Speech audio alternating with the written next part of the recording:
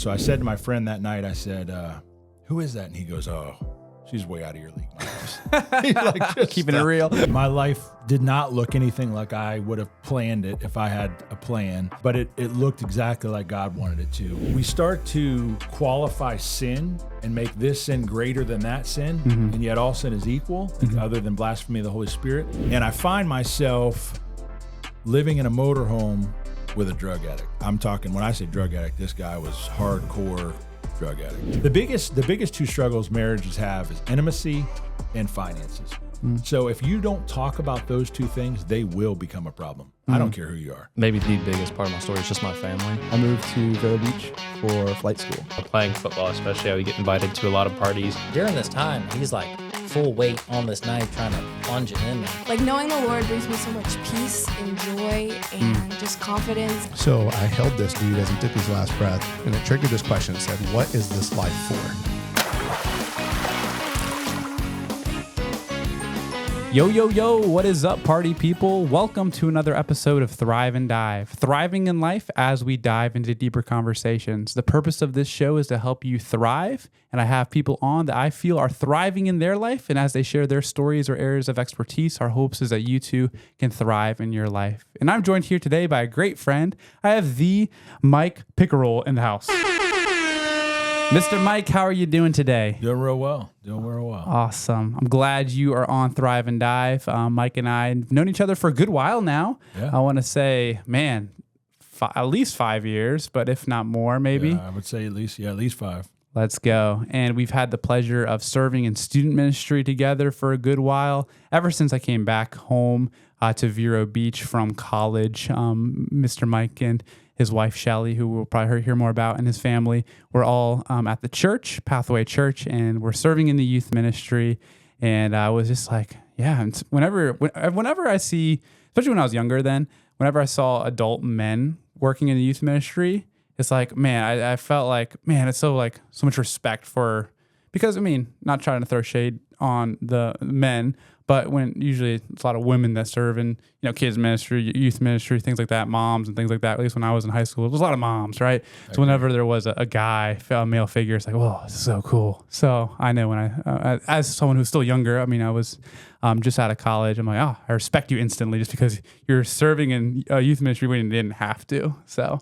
Oh, thank you. Yeah. I would agree. I mean, my whole youth growing up, we had a youth pastor, obviously that was a male, but outside of that, a lot of the volunteers and servants were all women. Yeah. So you're right. So thank you for doing that. Thank you for accepting the call to do that. I want to get to that more in a second probably. But that's just a little bit of context of how me and Mike know each other. And before I jump into some questions for you, Mike, is there anything that you think is super important for the listeners to know up to this point while we have their attention, before they maybe click away from this episode or video? What is something super important, need to know information about you regarding work, family, fun hobbies, you name it? I would just say, my life did not look anything like I would have planned it if I had a plan. But it looked exactly like God wanted it to. So if I were to look back, it was a mess for a good period of my life. But yet in that, now I can look back and see where God was using every bit of that and where every single piece of that puzzle made sense today, because I had to go through those struggles to be where I'm at today. So for anyone that's going through something today that feels like maybe they're disqualified for being part of God's kingdom or disqualified to serve or lead in any way, I would say get behind me, Satan, because that's just so not true. I mean, God is going to use every piece of the puzzle of your life, whether good or bad, for his glory. That's awesome. Yeah, I've never done this, but this is the illustration I think of when you share that, just that little bit. I've never put a puzzle together upside down to where you don't see the image on that you're doing. I figured that'd be a hard way to build a puzzle. But let's just say theoretically that's how the world kind of works and how God orchestrates things. The pieces are being put into place, and we're just like, I have no idea what this is going to be. These are some random pieces. Some of the pieces are really janky, like what in the world is this? Some of the pieces are nice and look like traditional pieces. And at the end of the day, though, they all fit together. And when we flip over that puzzle, it's something beautiful on the other side.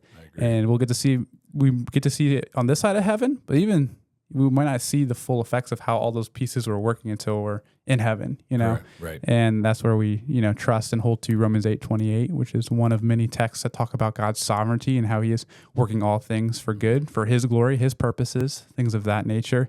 And I'd even love to, as we just jump into this, we're just going to jump right in if that's cool, Mike. Sure. That idea of, disqualification and how the enemy weaponizes that term. And sometimes we even might think that maybe this is like a righteous stance to have, like, oh, that person is disqualified. This person is disqualified. I studied ministry in college, and sometimes that word was thrown around. I don't know if I agreed with it here and there. And I'm not necessarily want to get into like pastors, whether they're qualified or disqualified. That's not really the topic of conversation. But how can we hold that attack from the enemy in its proper light, recognizing that maybe there are things we've done that the enemy might say, well, that disqualifies you from doing X, Y, or Z. How can we be like, nope, you know what? God's, Jesus paid for it all. There's no condemnation to those who are in Christ, Romans 8:1. What does that kind of look like, you think?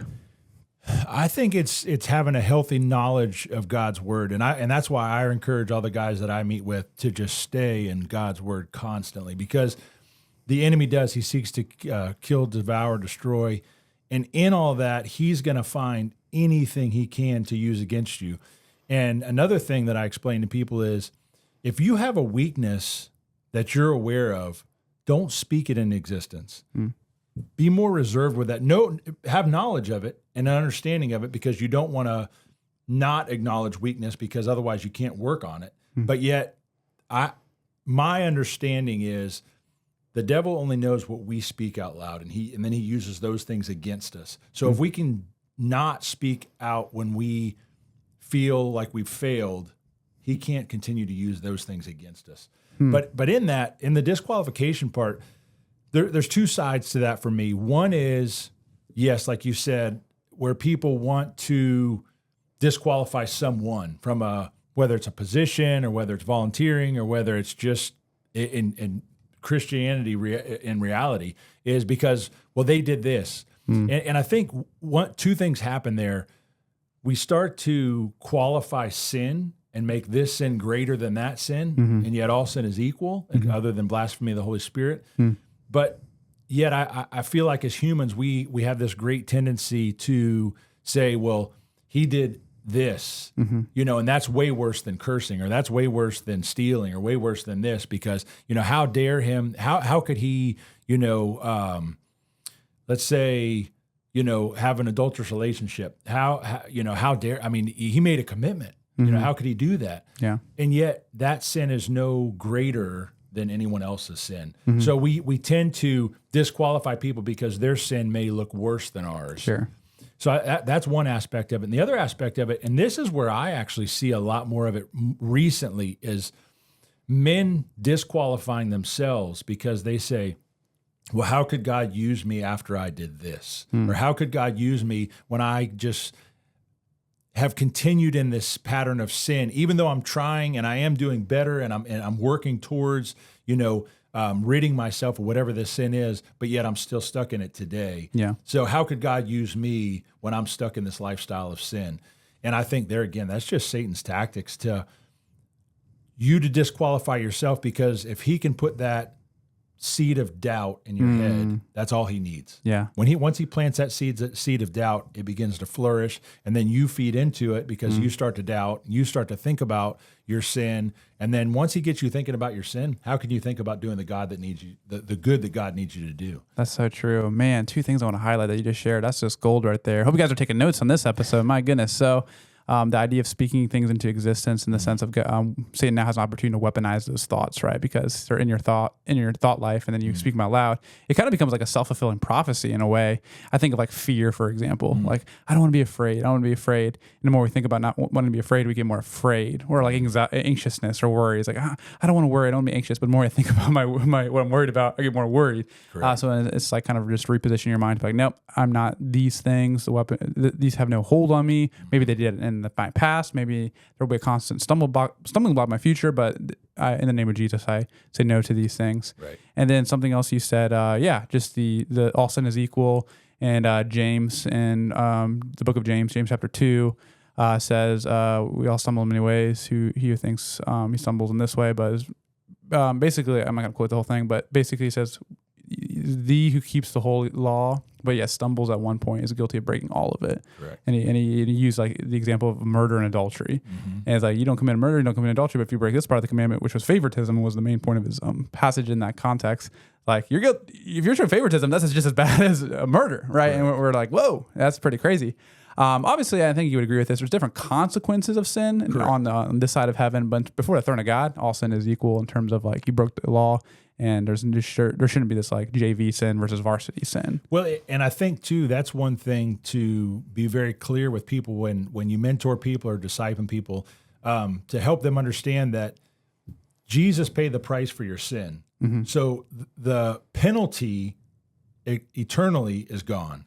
However, the consequence here on earth will remain. Right. And that's, I think, what's most important for guys to understand is that we're not going to remove because I think sometimes people get into this fallacy of, well, if God loves me and God's protecting me, well, then I'm going to be void of the consequence. Well, that's not true. The penalty has been paid by Jesus' death, but not the consequence. The consequence is still going to happen. Sure. And if we didn't have consequences, what would keep us from sinning? Right. True. Absolutely. Well, hopefully, love of God would keep us. But yeah, the consequences are good too, and obviously the rules and the regulations and the things God's put in place because He loves us. He wants to protect us from those natural consequences that come as a result for falling. But yeah, I love how, man. For those who don't know Mike, he works in the men's ministry at Pathway Church, and just the stories of you sharing with men, I assume is from that, but also the work you do with your full-time job as well, which we'll get to in a second. But the whole what I've heard called the shame cycle. I don't know the psychology behind it, but when it comes to men specifically, I can't speak for women because I'm not one.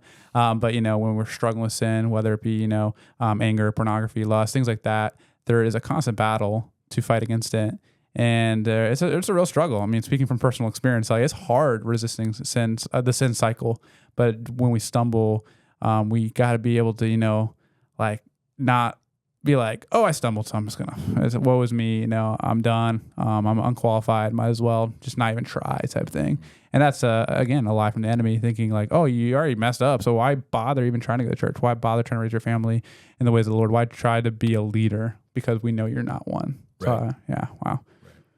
All right. So, Mike, tell us about yourself, man. How long have you been living in Vero Beach, Florida your whole life? Is that right? My whole life, born and raised, never lived anywhere else. Wow, that's impressive. You're a local through and through. So talk to us, man, wherever you want to start in your story, whether you're young, old, middle, whatever you want to start.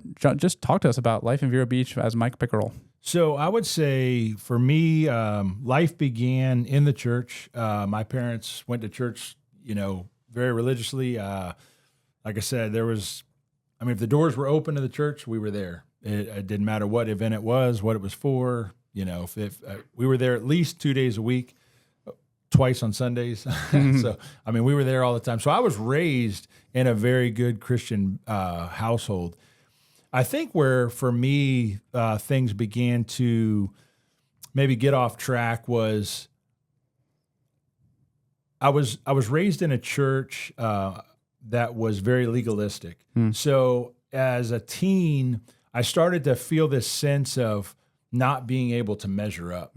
So once I started, there again, like we were talking about with Satan planting seeds, Satan planted this seed in my mind that I'm never going to measure up to what the church expects of me. It was never actually about, for me as a youth, about what God expected of me. It was what the church and the people of the church expected of me.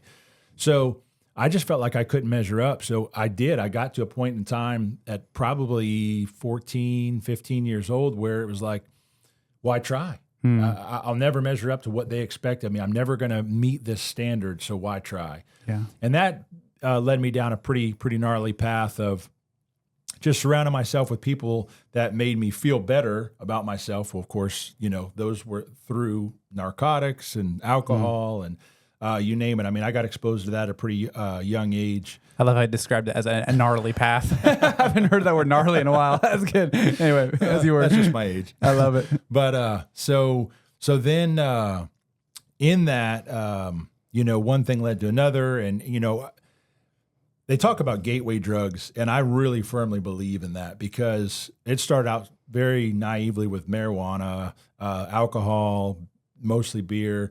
And that was just, you get to a point where that doesn't fulfill you. That doesn't, because truly what you're trying to fill a God-shaped hole with other things. Right. And they never are going to work. So you try more and you try more and you try more.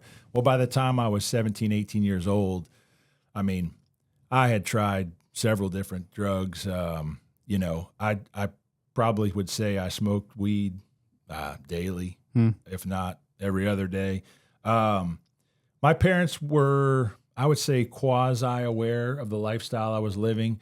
I think in their defense, they wanted to let me experience life and consequences, because they felt like if they tried to just tell me, no, it was going to push me deeper into it, which I wouldn't say they were ultimately all wrong in that.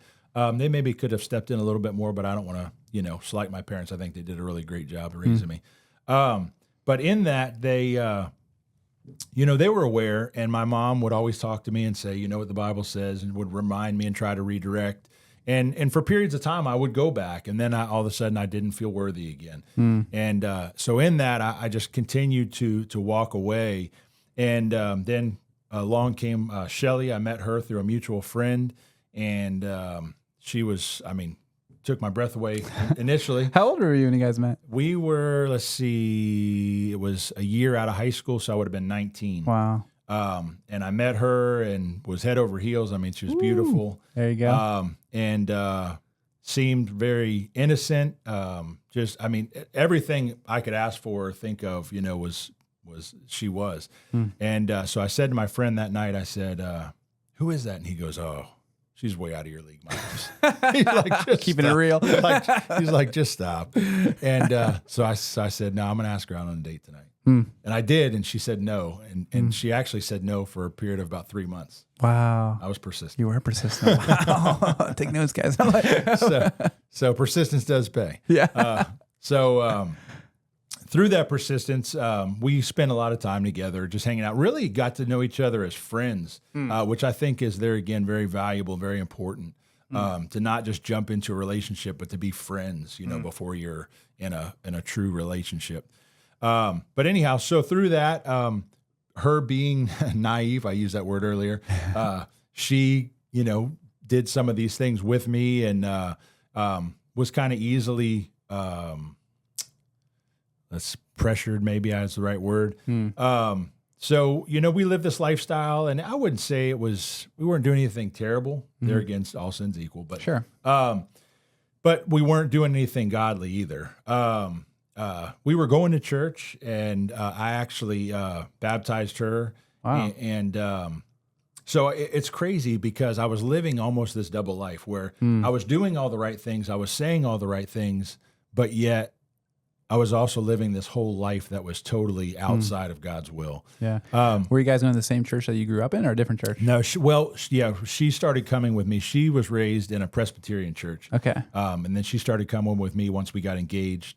And then we got married when I was 21. Wow. So 2001. Let's go. June 23rd, 2001. Wow. And then in that, I brought all of those bad habits into my marriage, and I brought all those expectations. And by then I was in a, rage of pornography and you name it. And premarital sex.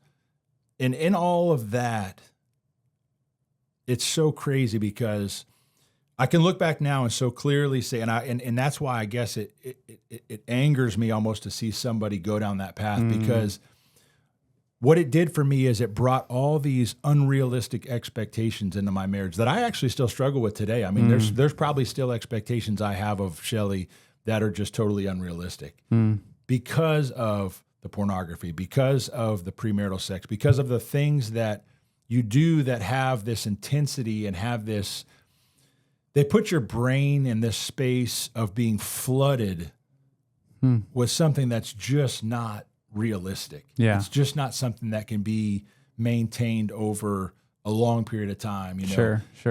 So in that, I actually walked out on our marriage after we were married about 5 years. And in that 5 years, we tried to have. My wife was a planner. I mean, she plans to this day. She plans every event, everything we do. She keeps us on a very tight schedule, which is good because I'm not. You're not. So opposites attract, and it worked out well. There you go. But in that, she had a plan. She wanted to have kids at this age and this age. And we started to surpass that first age, and she started to, fret, what are we going to do? We're going to be old and having kids. And, and in all that, we tried all different kinds of things. We read books, we researched, everything to try to have kids, and it just wasn't working. So we went to a fertility clinic and met this really awesome doctor down in Stewart, and he worked with us for a period of probably about a year. And close to the end of that year, he brought us in one day for it wasn't a typical appointment. I mean, we went scheduled appointments. This one was outside of that schedule, and we were kind of perplexed in that. And we got there, and he said, I've been really thinking about this with you guys, and I just really want you to stop trying to have kids. So in that moment, it was a real defining moment in our relationship. I clearly heard him say that just stop trying. Shelly heard him say, you're never going to have kids. Wow. So she went through this period of depression, and she pushed me even further away. And our intimacy, even through the beginning of our marriage, was never great. It was good. It was never great. And there again, my expectation level was higher than it needed to be. So in all that, she pushed me away now, because now she's like, well, you can't even, a kind of a mixed emotion. You can't provide, because part of the issue is myself. You can't provide what I need to do this, to have kids. Yeah. And in that, we had lost all intimacy almost completely, because we got to a point where it was more performance for a product. I hate to say it, but that's where I think both of us would agree today that that's what it became. Yeah. So in that, I got to a point where I just told her, I said, I have needs, I have desires, and if you can't provide for them, I'll find someone who can. She had no response, probably because she was a little taken back by the comment. But in that, I took that as her lack of response meant okay. So I went on this period for probably 2 or 3 years of just living however I wanted, partying, going out with women. Kept it from her pretty much for the most part. I don't think she was aware of any of it going on. And then I'd say so she got pregnant, had Derek, or she had a miscarriage in the midst of all that too, but got pregnant, had Derek. Derek was about 18 months old. I had an opportunity to go out of state and do a hurricane cleanup.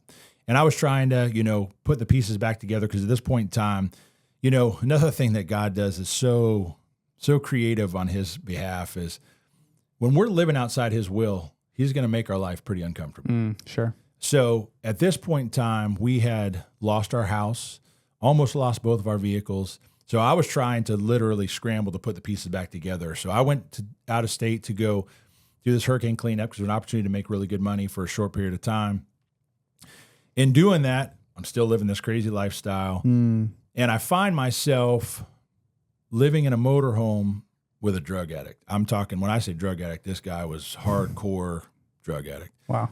And one night at about midnight, I'm just staring at him. He's passed out, and I think, what in the world have I done with my life? I had a good business. I have a great wife. I have a young child. Yeah. And I've pretty much tried to throw it all away. So I called her and said to her, I said, you don't want to be married to me anymore. And she's like, you're crazy. She goes, I can tell you've been drinking, but what in the world? So I spent the next 45 minutes telling her everything I'd ever done. Wow. And she was pretty broken. And but in her brokenness, she stuck to the Lord. She said, I'm going to borrow the money, because we didn't have it, buy you a plane ticket, fly you home this weekend. I was in Texas at the time. She flew me home. She was actually living with her parents, because, like I said, we'd lost her home, been foreclosed on. And I get to the door of her parents' house, knock on the door. She opens the door. She says, I forgive you, and I don't want to talk about it. I hit my knees and wept, because that was the first time in my life that I had ever understood in the moment what grace means. Wow. Because remember, like I said, I grew up in this legalistic church. There was no talk of grace. Yeah, you be out the door. Right. So now all of a sudden, somebody's shown me grace when they didn't need to. They didn't. I mean, she had she had every reason biblically even to say, right, move on. Yeah. But she didn't. She chose to stay. And she would tell you today that's because she believes when you make a commitment, you stick to your commitment. Wow. So in that moment, I prayed to God and said, God, I'm going to remove all this sin in my life, and I will live for you from this point forward in every single thing I do. And I will say that I've honored that commitment. Wow. And that's where we got to where we are today. It probably, I would say, it took 2 to 3 years of, we went through a lot of counseling, some really good counseling, some really bad counseling. And through all that, we each healed our wounds. God healed our wounds, drew us closer. We're so much closer now than we've ever been. Wow. But in that, I said to her one day, I said, I really believe all that was on purpose. She's like, what are you talking about? I said, I think God walked us through that valley very specifically and explicitly, so that way we can do what he wants us to do, which is meet with other couples, walk them through the valley that we went through, but with the experience that we have today. Right. So in all of that, it's mind-boggling to think, like I said, that God will allow things in your life, because we believe that God's sovereign. He knows all things. Yep. So that means he may not ordain all things, but that means he allows these things. Sure. So he allowed all those things to happen in our life to get us to a point to where he could use it for his glory. So that's where Rooted Deeply was, birthed out of, was that passion to not see anyone else have to go through and make the mistakes I made, not have to endure the pain that we endured. Wow. And so that's what we do. That's awesome. And Rooted Deeply is your ministry. Correct. Awesome. That's so cool. Wow. Several questions throughout all that you've shared. That was a lot. Yeah, no, it was great. Thanks for your willingness to share all that. In no particular order, this is just going to be kind of rapid fire from your story, but let's go from the most recent thing you just shared. You now have an opportunity to steward. I like sharing with the students, stewarding your pain, or stewarding your trial, or stewarding it. God gave that to you for a reason, right? Like, you're supposed to steward your money, your time, and your talents, but you also got to steward your pain, right? Sure. You don't want to just bury it and never use it for God's glory, because believe it or not, like you said, God can use the craziest parts of our stories for his glory. Right. What did it look like? And if I'm asking too personal a question, let me know. What did it look like to where you can see that pain and now leverage it as a tool to connect with other couples? Did it take a long time to be able to, like, those scars heal, or what did that look like? Yeah, I mean, it definitely took some time to heal those scars. I mean, there was a long time when I beat myself up and just, there was in that 2 or 3 years of counseling, I kept thinking, how in the world could I be such a horrible person? Like, how could I have done the things that I did? And then once I worked through all that, and really accepted God's grace, it fueled my fire to now when I see it, it's so crazy. It's so bizarre to me, because I did all these things, but yet when I see somebody doing them now, it makes me so angry because I know what's at the end of that path. Yeah. I know the destruction that path leads to. So I think I'm not angry with them. I'm just angry with the decisions. And I try every chance I get to step into those scenarios when I know about them, whether I'm invited or not. Yeah. Because I just really feel like you said, God allowed me to endure that pain, but he wants me to use it for his glory. He doesn't want me to just sit back and say, oh man, well, their life's going to really stink from this point forward. Right. But no, invites me into those situations. He puts me in places where people will share those things, so that way I can become part of the conversation and share with them that there's hope on the other side. Because I think that's the biggest thing is even though biblically we can depart, because the word gives us that opportunity, that freedom to do that, that doesn't mean we have to.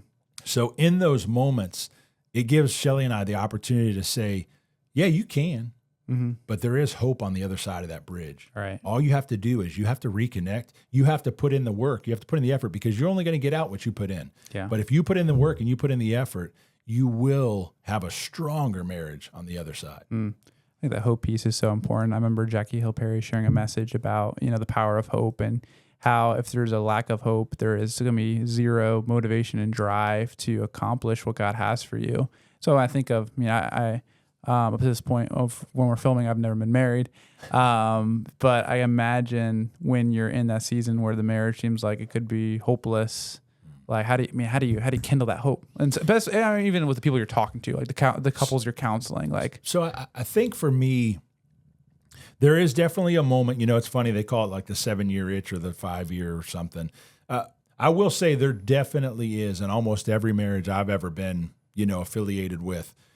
There's definitely a point when something registers that all these expectation, all this momentum of everything you hoped and dreamed for is in play now, but it's not playing out like you saw it in your mind.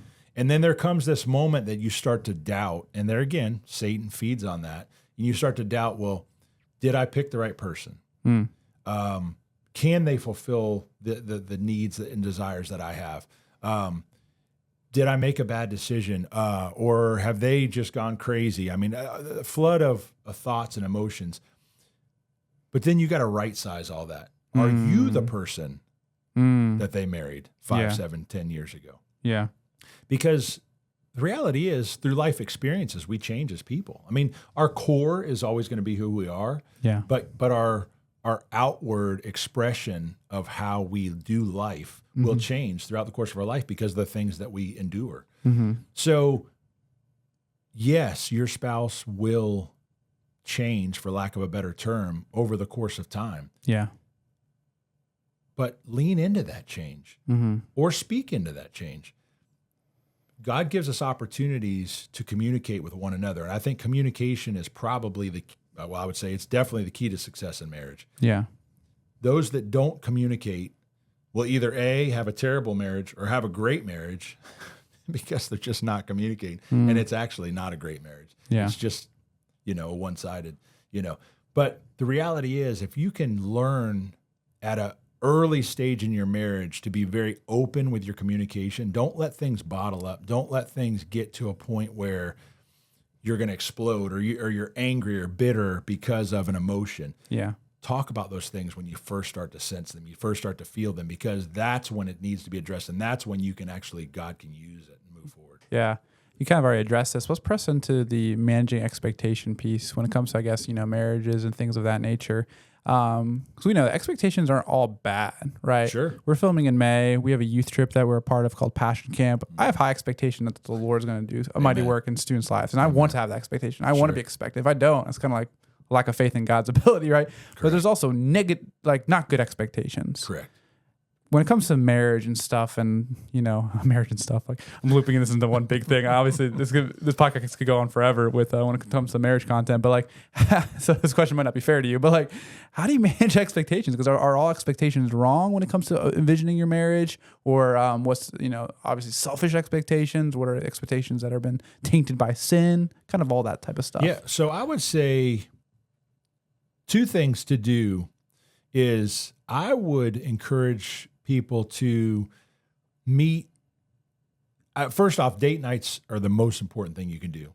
Now, what I tell people is on those date nights, you want to have 2 or 3 of those date nights just be romantic. So basically, you're just going out to dinner, whatever you enjoy doing, and you're just having a good time. But spend one of those a month and really, it's going to be a date night and you're going to enjoy yourself, but get down to the nitty gritty. Talk about life. Talk about what, where do we see ourselves in 5 years?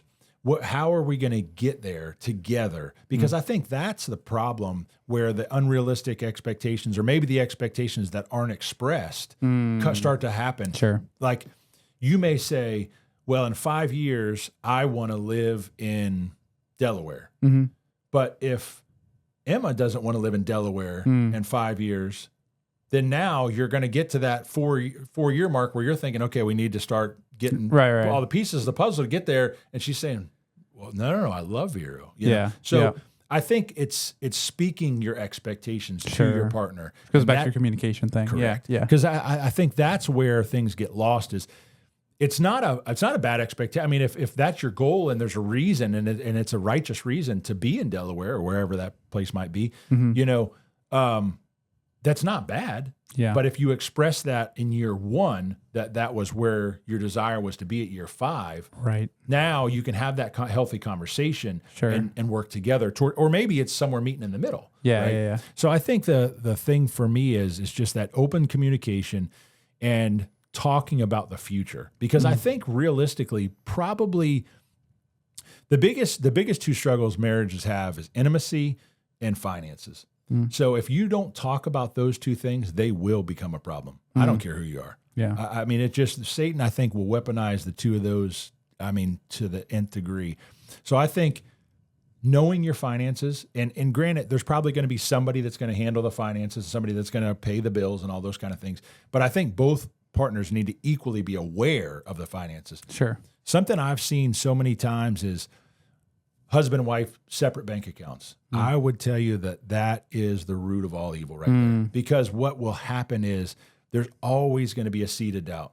What did James spend that on? Or I know he put this much money in the account and I don't, Yeah. It's just, it opens a door of a seed of doubt that just doesn't need to be there. Yeah. What does it say? The 2 become 1. That's 1 in everything. That's 1 in your finances, 1 in your intimacy, 1 in your word, or, your walk with God, all of that.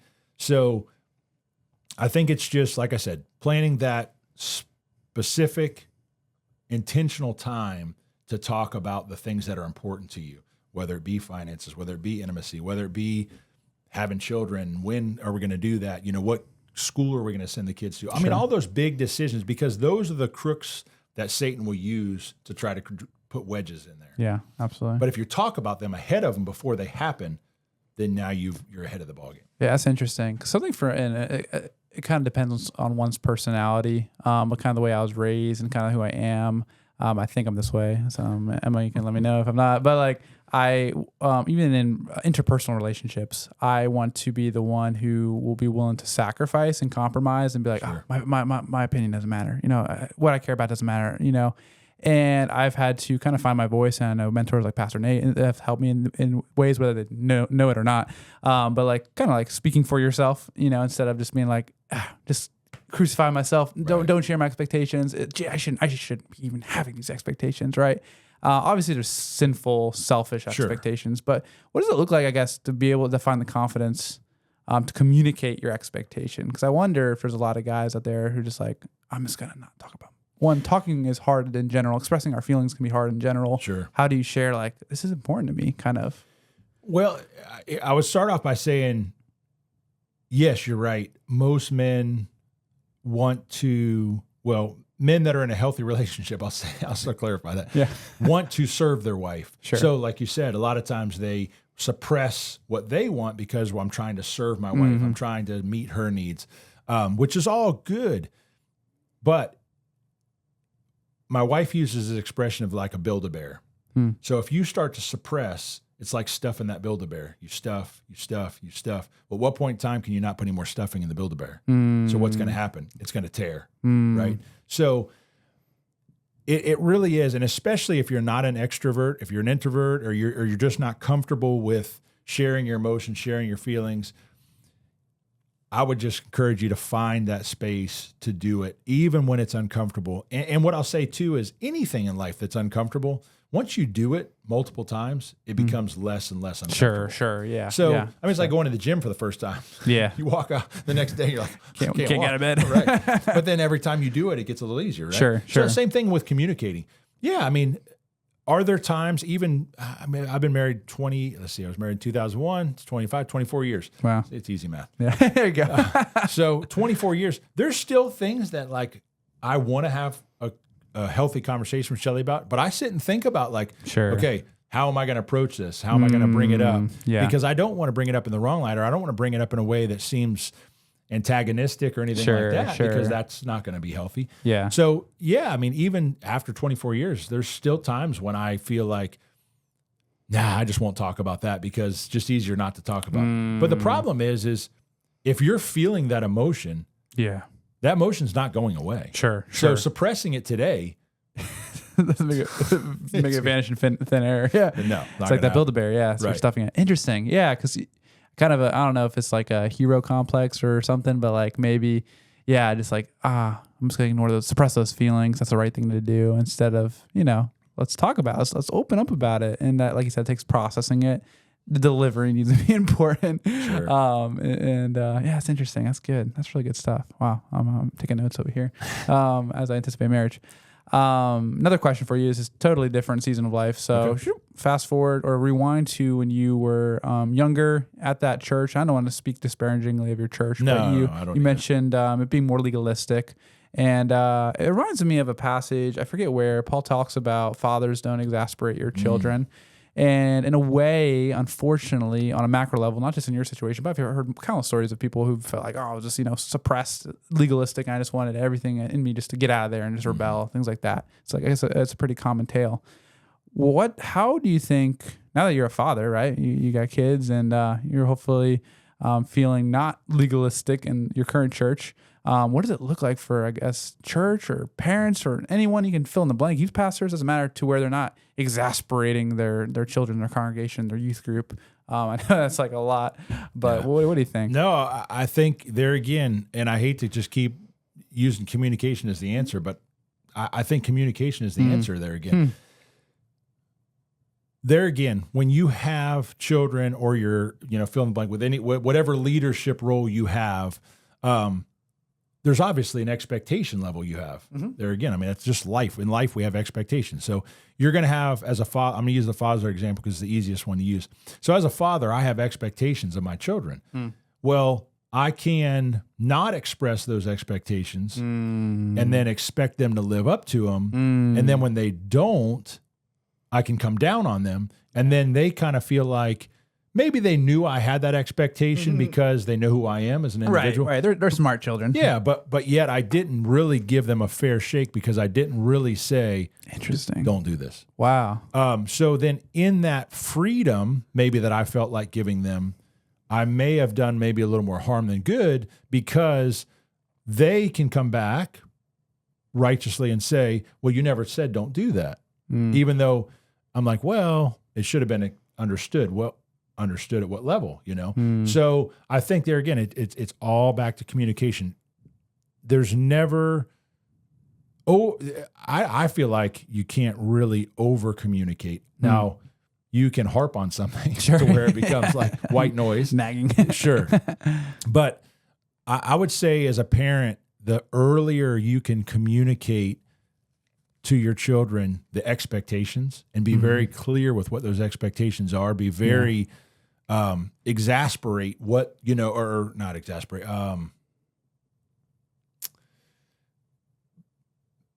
be very, very, very clear in what the expectation is. Yeah. Don't say this, but mean something different. Right. Yeah. Consistency and articulate it well. Yeah. Right. Yeah. So I think as long as we communicate well with our children or anyone we're leading, I think that now, are they going to fall short? We fall short. Sure. Yeah. 100%. Yeah.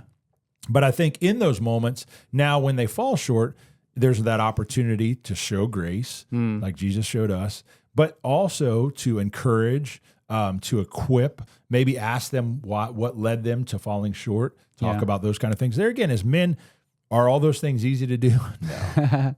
Women do it much better than we do.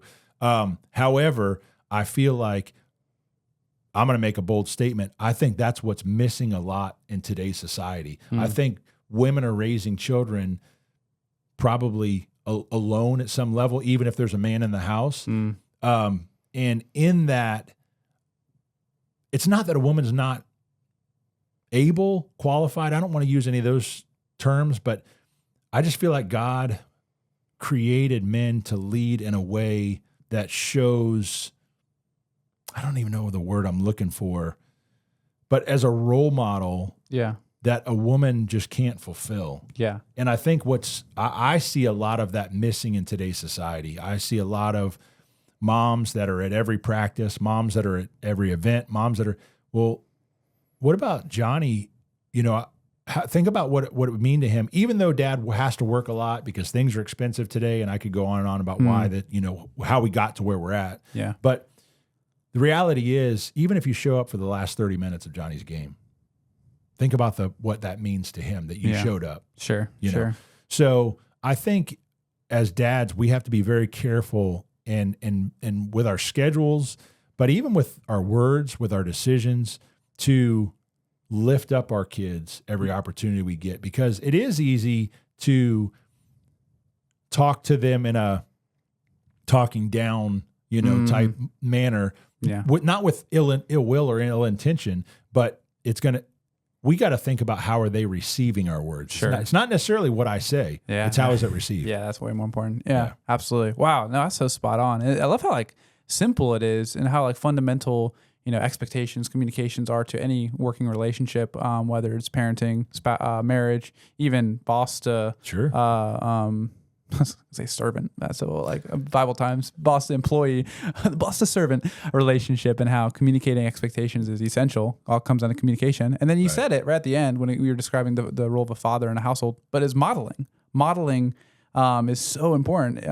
Next to communication, I say that would be the next important thing is to see how do they model it. Right. Because they're telling me this stuff. How's the church modeling what they're sharing with me right now? Correct. Because if they're not modeling it, that's what we call hypocrisy. And we're like, we don't want anything to do with that. Yeah. And, even thinking back to the days when I was a kid and seeing my father, he didn't give a lot of orations and speeches. He's not the most talkative person in the world, but he modeled things, right? He was my coach. He was he was at the important things in my life. And he, showed me what it looks like to treat a woman, showed me what it looks like to be a good father, things of that nature. And it wasn't, again, a long lectures or anything. If anything, that came from my mom. Shout out to mom. But just that modeling piece is so important. So that's good. Man, that's good, Mike. Any other things you want to share as we're kind of winding down? This has been a good conversation. Want to be mindful of our time here. No, like I said, I think the two most valuable tips I could give would be communication and not harboring things. And that's there again, that's in the parent relationship, that's in the leadership relationship, that's in the marriage relationship. As you just said, communication is the key piece in any of those relationships. When you communicate well, I feel like the expectations are going to get met a whole lot percentage higher than without communication. Even if it's an expected result based on what's expected as you work here, or what's expected, in my household, or what's expected, fill in the blank. So communication and communicating well is super important. And then I think, it's just always, it's a two-part system. When somebody doesn't meet an expectation, yes, we have to correct, rebuke if necessary. But I think that when they do it well, that's what I see missing a lot, especially in working environments and actually in kids too, is when your child does something well, do we just get on them when they don't do things well? Sure. Or do we uplift them and we encourage them when they do things well? Because I think that actually has more value. Absolutely. Than the disparagement of, Johnny, why didn't you do X, Y, Z, Wow. Yeah. One time you see your boss when you're doing something wrong, or when they come to you like, what did I do? Right. That's funny. Wow. That's good. That's good, Mike. Man. Wow. Well, thank you so much for coming on. No, thanks for having me. I really appreciate it. Yeah. Thanks for sharing your story and all the pieces. And hope you guys were able to pick up what he was putting down and, live the life God is calling you to live. And, don't be bogged down from whatever your past or present may look like right now. And keep your head up. Find that hope that Mike was talking about that he shares with so many couples. That hope is there. It's available for you, right? In the person of Jesus Christ. And if you don't know him, he can be your Lord and Savior if you received his free gift today. So, Amen. Mike, thanks for being on. Really appreciate it. Such a good conversation. Well, folks, this is Thrive and Dive. Thriving in life as we dive into deeper conversations. Have a great rest of your day.